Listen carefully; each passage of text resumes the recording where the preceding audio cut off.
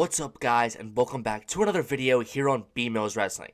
In today's video, I'm going to be giving you guys my full SummerSlam Night 2 reaction. Before we get into the video, if you guys are not already, make sure to subscribe to the channel. And don't forget to turn on post notifications so you don't miss any new uploads. And don't forget to leave a like down below. Alright guys, let's get into this reaction. To kick off SummerSlam Night 2, we had the triple threat match for the Women's World Championship between the two challengers Rhea Ripley and Io Sky, and obviously the World Champion Naomi. This was a very solid match. I full-on expected it to be a good match because anytime WWE puts on these triple threats with Rhea and Io in them, they always tend to cook. I mean, think about that match at WrestleMania with Bianca, Rhea, and Io. It was an absolute banger, and this match was no different. Very fun match. Obviously, just cool to see Rhea and Io having those moments in the ring together because obviously they've got some of the best chemistry in the world. I also thought Naomi looked pretty solid in this match. She even got to come out to her entrance music with her dad playing the guitar, which I thought was really cool. At first, I didn't even realize that that was her dad. That's just a really cool moment for Naomi. Happy she got a fun entrance like that going into this big-time match at SummerSlam. But like I said, this was a really fun match, and I fully expected Naomi to retain when it was all said and done, and she did. That's the right call. Naomi obviously just cashed in her Money in the Bank briefcase about a month ago, if even. Obviously, she should have a decently long reign and not drop the title as soon as SummerSlam. That just never made sense to me at any point in time. I know a lot of people wanted them to put the title back on Rhea, but that's just a dumb decision. She does not need the title right now. They need to learn how to book her away from the title. But like I said, this match was super fun. Naomi, the heel tactics of this match where, we would see Rhea and Io kind of destroying each other in the ring. We saw the avalanche riptide from Rhea to Io where that looks like it's going to be it. Then Naomi slithers in. She actually rolls up Rhea and pins Rhea in this match to pick up the win.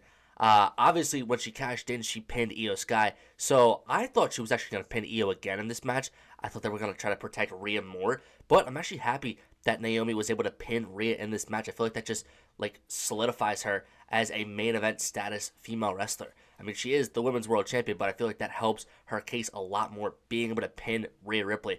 I just hope that, Naomi going forward can have an incredible title reign because I really have been loving the character work from Naomi. I hope that for Rhea and Io, I hope for Rhea's sake, I hope she gets booked outside of the title picture. For Io, maybe she goes in the mid-card division with the IC title, helps elevate that a little more. But yeah, for Naomi, I just want to see her go into new and fresh feuds. I'm super excited for it and super happy that she retained her title in this match. Following that, we had the 6-pack TLC tag match between the champions, the Wyatt Six, MCMG, DIY, the Street Profits, Fraxium, and Andrade and Rey Fenix. And as expected, this absolutely tore the house down. It was probably the match of the night, if not for the main event, which we're obviously going to get to. This was just a super fun match. Obviously, when you throw 6 incredible tag teams in a TLC match with tables, ladders, and chairs, it is going to automatically cook. I thought the spots in this match were just tremendous. Like the table spots, falling from the ladders. The chair spots were really good as well. I think, when they included Candice LeRae, B-Fab, and Nikki Cross in this match, I thought that was really interesting and something I didn't see coming. They actually had Candice LeRae literally climb the ladder and try to retrieve the titles. Shout out to Maurice back in the day when she was trying to win the men's Money in the Bank briefcase. I think that's what they were trying to do, at least. I thought that was really funny. Obviously, like I said, B-Fab and Nikki Cross also got involved in this match, but in the end, we had Candice LeRae actually on top of the ladder, and we had Johnny Gargano and Tommaso Ciampa trying to help her, win for them, but she ultimately gets pushed down accidentally by Gargano, her husband. She literally got destroyed. She went through a ladder that was bridged from the ring to the announce table, and literally the ladder broke. It snapped in half. I was actually concerned. They sent out 9 refs and to check on her, and I was just like, wow. That was literally an insane bump. But shout out to Candice LeRae. She wasn't even in this match, and she took probably the craziest bump. Obviously, they had the 4 tables stacked on each other as well, where we saw both DIY members get put through there. I thought that was awesome. Like I said, just the spots in this match, like Montez Ford, he looked incredible in this match. Fraxium looked really good. I knew it was going to cook, and it absolutely did. And it ends up with the Wyatts coming out with the win. We did see Uncle Howdy and Eric Rowan get involved in this match as well. It was just bonkers. There was people everywhere. 12 people in the match plus 4 or 5 from the outside just getting involved. I mean, it was crazy. but like a super fun match. And like I said, the Wyatts do retain in this match. I expected them to retain in this match. I would have loved to see Fraxium win this match just because they are my favorite tag team. I think they're the best tag team in the world. I think their time will come. They are super young, but like the Wyatts, it made the most logical sense because they just won the titles not too long ago. So I do expect them to have somewhat of a decently long reign because I don't think WWE just wants to immediately take the titles from them, especially after they just came back and they've been building them up so well. So yeah, like I said, the Wyatts win this awesome TLC match. Following that, we had the Women's Intercontinental Championship match between the champion Becky Lynch and the challenger Lyra Valkyria. Obviously, this has been a super well-built story between these two. This was the trilogy, the conclusion of their feud here at SummerSlam. Obviously, the two matches they had prior were absolute bangers, and the triple threat with Bayley, they just don't know how to not put on a good match, and they were given a lot of time. This was a 25-minute match, which I thought was insane. Like, I wasn't mad at it, but wow. You know, comparing this 25-minute match to Tiffany and Jade, which was like a 5-minute match, you know, it shows you they're caring more about the mid-card title, which they shouldn't be. They should be focusing on that title as well, that Tiffany is holding. But, you know, that's besides the point. This match, it was freaking awesome. Like, I really did enjoy this match between Becky and Lyra. Obviously, it was a street fight, so we got to see a lot of weapons introduced. Obviously, things like kendo sticks and chairs, tables, obviously. But I thought the interesting thing was, you know, we saw, like, a toolbox get taken out, like zip ties. Becky zip tied Lyra Valkyria. Right, she had a chain as well. She was choking her with the chain. Like, she was going crazy in this match. But like I said, a really fun one. And I did expect something to happen in this match. I didn't expect it to be a clean ending, if I'm being honest with you. And I was right. Bayley, she made her way out. Obviously, she was not on the SummerSlam card because her and Lyra failed to win the tag titles. And Bayley obviously failed to beat Lyra to earn this title match against Becky Lynch. She makes her way out, She makes her way out. And goes right after Becky Lynch because obviously Becky is the one who started it all. Becky took her out before her WrestleMania match. But we also see that little bit of hesitation where Becky's telling Bayley to hit Lyra, but she's just hesitating and she won't do it. She eventually just throws the weapon away and then goes after Becky Lynch. Then eventually we would see Bayley get thrown over the barricade. So she's out of the equation for a little bit. Then we're back in the ring with Lyra and Becky. Becky hits like a manhandle slam on Lyra through the chairs, which I thought was a really good spot. Lyra did kick out of that. But obviously, the way that this match ended was Bayley tried to hit Becky Lynch, but she accidentally hit Lyra Valkyria, allowing Becky Lynch to manhandle slam Lyra Valkyria and pick up this win. I'm not shocked.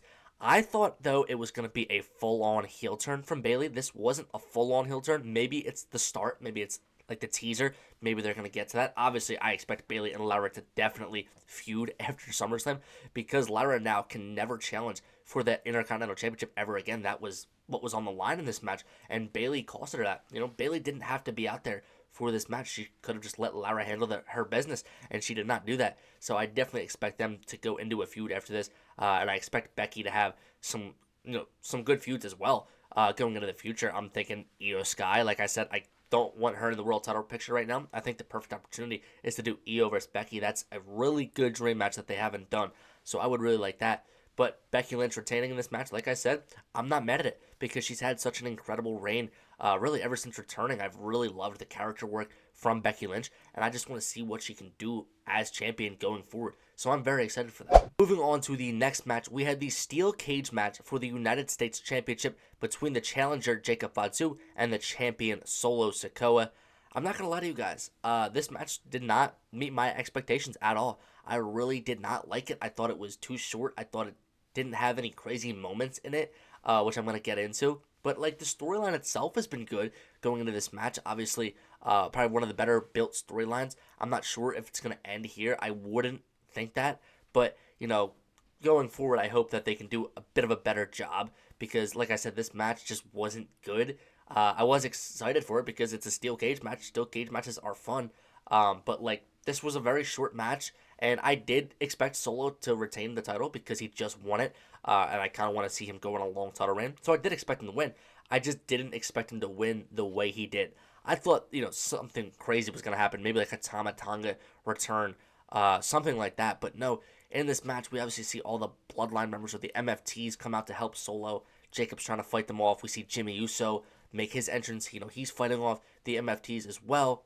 But like from an in-ring standpoint, Solo and Jacob, it just didn't feel like they had anything going, to be honest with you. But Jacob, he's on top of the cage with Solo, and then Solo handcuffs him to the top of the cage. That's when I thought, it was gonna get crazy. But we didn't even get the camera shot from when Jacob Fatu broke out of the handcuffs. He just randomly spawned back behind Solo Sikoa as Solo was trying to leave the cage, and then brought him back in. I also thought we were gonna get the moonsault from the top of the cage in this match. We did get it after the match, which I'm going to talk about, but I don't know why they didn't do that in the match. But the way this match ended, I just thought was really dumb and stupid. Just having Tala Tonga kick the cage in Jacob Fatu's face and Solo escape. Something about it just didn't feel right. I don't know what I was expecting. I was expecting a longer match, that's for sure. They gave Becky and Lara 25 minutes. They could have gave this match 5 more minutes, but it is what it is, I guess. But like I said, the ending, I just really wasn't a fan of. I'm not saying I needed a Tama Tonga return, but something else, could have been cool. I just feel like the way it ended was super stupid. And then after the match, with Jimmy Uso locking in JC Mateo and Tonga Loa, so then Jacob Fatu can hit the moonsault from the top of the cage. Why didn't they just do that in the match? I don't know. I really don't know. I do expect Jacob to keep chasing the championship. I feel like it's going to get stale. I feel like this storyline is going to start to get stale, especially after just a bad match tonight. I hope that it doesn't, but, I don't know what to say about it, really. Is Jacob Fatu going to move into the main event scene now? I really just don't think so. I don't think he lets Solo get too up on him and just, moves away from, the Solo feud. I feel like he's eventually going to have to win this title back from Solo. I just don't know when that's going to be. But, like I said, not a great match, but Solo Sikoa is still the United States champion. Moving on, we had the Dominic Mysterio versus AJ Styles match for the Intercontinental Championship. Obviously, this has been a very well-built story. It's been a very, funny storyline, not to be taken too seriously as some of the other feuds that are going on in WWE. I've really liked and enjoyed this feud between these two, and I was excited for the match because I thought they were going to tear the house down. I thought it was an okay match. I don't think that it was anything groundbreaking, but it was fun. It was cool to see AJ Styles come out in the Eddie Guerrero gear with the shirt and the pants, and even in the car as well. I thought that was a really cool moment for AJ Styles. Obviously, like I said, him and Dom had a solid match in there. I did want to see them get a little more time in the ring. But I feel like that Becky and Lara match, and then obviously the main event, which we're going to get into, were very long matches. So I guess they had to cut a couple matches short, and this was definitely one of them. I didn't know who was going to come out as winner in this match, especially because everybody prior on night 2 retained their titles. So I thought there was a good chance that we were going to see AJ Styles defeat Dominic Mysterio. But then again, AJ Styles just pinned Dominic Mysterio on the last episode of Raw. So that gave me the indication that Dom was going to win this match. I was just very torn. I didn't know if maybe Liv Morgan was going to return and help Dom. If Finn Balor was going to cost Dominic Mysterio, I thought that was an option. Even though they haven't really been teasing it lately as much as they were before WrestleMania. But like I said, not a bad match. But in the end, I thought the ending was a little clever. The way they had the Eddie Guerrero spot where, Dom throws the chair to AJ, then goes on the floor, and then, AJ putting the chair on his neck and then falling down. I thought that was a funny moment. And then we see AJ, remove Dominic Mysterio's boot, and then, Dominic Mysterio, as the ref's not paying attention, hits AJ Styles with that boot, his own boot, and then hits him with a frog splash to pick up the win in this match. I'm not mad at it. I love Dominic Mysterio. He is one of my favorites. I want to see him have a really good title reign. But at the same time, I'm just upset that AJ Styles might never get another title reign in WWE. He did say that might be his last SummerSlam. So, he might never win another title in WWE, which is kind of sad. But I am happy that Dominic Mysterio retained this title in this match. Now, let's get into this crazy-ass main event between the champion John Cena and the challenger Cody Rhodes for the undisputed WWE Championship. Man, this was literally one of the greatest matches of all time. I don't want to say the greatest match of all time, but it was so good. Everything about this match was awesome. There wasn't any run-ins. There wasn't any shenanigans. It was babyface Cena versus babyface Cody. We didn't, I know a lot of people thought Cena was going to turn back to being a heel and that he was just fooling everybody on SmackDown to soften up Cody. And I thought that was an option, but clearly not. He comes out to, obviously the old Tron, the colorful blue and red Tron. He's running out. He's talking to Stu. He's got the championship on the right way. He's running down to the ring. Like, it was such a cool moment. I was in attendance just to see that. Like, I had literal chills. It was just awesome. The introduction by Alicia Taylor as well for John Cena, just amazing. Like, I was super excited and stoked for this match. I just did not want John Cena to turn back to being a heel, and he did not. This was just a super fun match between two of the top baby faces in the company. I thought that just the spots in this match, with John Cena really getting to like actually wrestle, obviously, him as a heel, he really hasn't been like using too many wrestling moves. But in this match, we saw him pull out a Code Red, throwing it back to like 2016, in his U.S. Open Challenge days, a Code Red outside of the ring on Cody. Like, that was the craziest thing I've seen Cena do since, his retirement tour. Even did that, like, top rope famouser, that leg drop famouser on Cody Rhodes as well. We haven't seen him do that move, literally since his retirement tour, I don't think.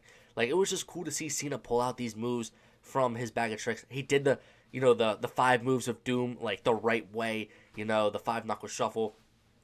Just super awesome. We also saw him put Cody Rhodes through an announce table as well. Like, John Cena, he was hooping in this match. You could tell him as a babyface, he just has so much more fun, and it's so natural to him, the way that he was engaging with the fans throughout the match. The crowd was hot too, as well. But Cody Rhodes, obviously, he looked really good in this match as well. Obviously, going against John Cena, you're going to get some boos. He got booed pretty loudly, especially in my section where I was sitting. People were booing Cody Rhodes. It's not because they don't like Cody Rhodes, but it's because you're going against John Cena. It's very tough. But besides that, he did a fantastic job in this match. Really put on a good show. Obviously, we saw these two, fighting outside of the ring as well and in the crowd area, which I thought was really cool. They ended up going backstage, and then, the camera wasn't showing what they were doing backstage, so I was kind of curious what was going on, if it was like a technical problem. But we see John Cena with Cody Rhodes on his shoulder coming out of that little elevator area where Cody Rhodes comes out for his entrance with the smoke and everything. Like, that was a literal, like, awesome moment. Like, that was crazy to see. He hit Cody Rhodes, by the way, with about like 100 AAs in this match. Obviously didn't end up mattering, but obviously Cody Rhodes also hit John Cena with a ton in this match. This is on me. I mean, these guys were just going back and forth, had me on the fence. Like, I did not know who was going to win this match. Like, I did not know. Like, I thought there was a world where Cena won. I thought there was a world where Cody would win. Like, I just had no idea. But that's the best type of match that you can really ask for. And then, obviously, as we get, later into this match, we see Cody Rhodes pulling out all of his moves. He even hit John Cena with a triple crossroads. And John Cena, Super Cena, kicked out of that. That was literally insane. The crowd went insane for that kick out. That's the first time anybody's ever kicked out of a Crossroads trilogy. Like, it was, and if it's going to be anybody, it should be Super Cena. I mean, he's Super Cena for a reason. He kicks out of everything.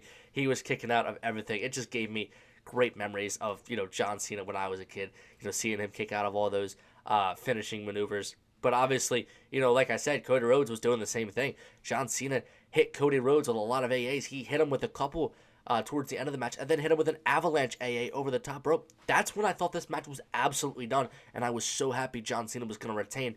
And Cody Rhodes freaking kicked out of that. Like, I was in shock. Like, I did not think that he was kicking out of that avalanche AA after the two prior as well. At that point, I was like, all right, I have no idea who's going to win this match. We see Cody Rhodes using the turnbuckle thing to hit John Cena, hit him with it a couple times, obviously, and then we would see the crossroads off the top rope onto the table, which was insane. And then before he hits his final crossroads, he gives John Cena the salute, and obviously his hero, the guy he's modeled his game after, and then he hits John with one more crossroads to pick up the win. It's bittersweet. Like, I like Cody Rhodes, I really do, but man, I wanted to see John Cena hold that title till he retired. So it is sad to see John, not be the champion anymore. At least, his last time as champion, we got to see him, run out and have the colorful Tron and talk to Stu. Like, at least we got babyface Cena, for his last championship defense. And like I said, this was literally one of the greatest matches of all time. I'm not afraid to say that this match absolutely ruled. I was convinced that they were going to do a Cody Rhodes heel turn, which they didn't end up doing. I just thought that was going to happen. Like, I thought we were going to see, maybe like during the match or even after the match, I thought we were going to see The Rock's music hit. I thought he was going to come down and maybe look like he was coming for Cena, and then Cody Rhodes sells out. Well, it doesn't look like that's happening. I don't think The Rock's ever coming back at this point. So I think we are going to get a babyface Cody Rhodes title reign. I'm not stoked about that because I don't know who exactly he's going to feud with. Drew McIntyre is obviously the best available option on SmackDown. But, like, Randy Orton is right now a babyface. Obviously, they should turn him heel soon. I don't know when that's going to be. But, like, there's not a list of great babyface opponents for Cody. That's why I really wanted the heel turn, because the possibilities were endless with, who he could face, like an LA Knight, right? A Randy Orton, CM Punk. Like, there was, like, so many, right? Roman Reigns. But, I guess it's not going to happen. If it didn't happen tonight, I'm convinced it's not going to happen for a very long time. I think we will see it at some point in WWE, but I just don't think that it's going to happen for a little while. But like I said, this was just a cool moment, between Cody Rhodes and John Cena. This was the passing of the torch, right? Obviously, that didn't happen at WrestleMania because John Cena won 17. This was the passing of the torch. John Cena handed Cody Rhodes the title after this match, gave him a hug, was talking into his ear. Like, this was The Rock and Cena, when that happened at WrestleMania 29, where it was the passing of the torch from Rock to Cena. Same thing happens 12 years later. Just awesome to see. I mean, Cody Rhodes is the face of the company, so, John Cena, he didn't want to pass that torch to anybody else. It just fit. But then Cody leaves the ring, so at that point, I'm thinking, okay, like, that's it. The Rock's not coming out. That's it. Cody's the new champion. And just as you think it's over, just as John Cena is ready to exit the ring, what do we hear? We hear the theme music of Brock Lesnar. The Beast is officially back after 2 years away from WWE. Obviously, he's been involved in the whole, scandal and, allegations issue with Vince McMahon and the others. So I think a lot of people didn't think he was ever going to return to WWE. There had been, reports online that he had said, he's internally retired and he was never going to return to professional wrestling. I never really bought any of that. I had to hear it from him. And obviously, that was all a load of bullshit. People were just trying to make up stories, or Brock Lesnar just straight up lied to, keep kayfabe alive, I guess. But Brock Lesnar, he comes out, he gets a huge pop. This was so unexpected to me. Like I said, I thought if anyone was going to come out, it was going to be The Rock. But it was Brock Lesnar. Like, when I heard that music, I was so confused for a minute, because I did make a video of, bold predictions for SummerSlam.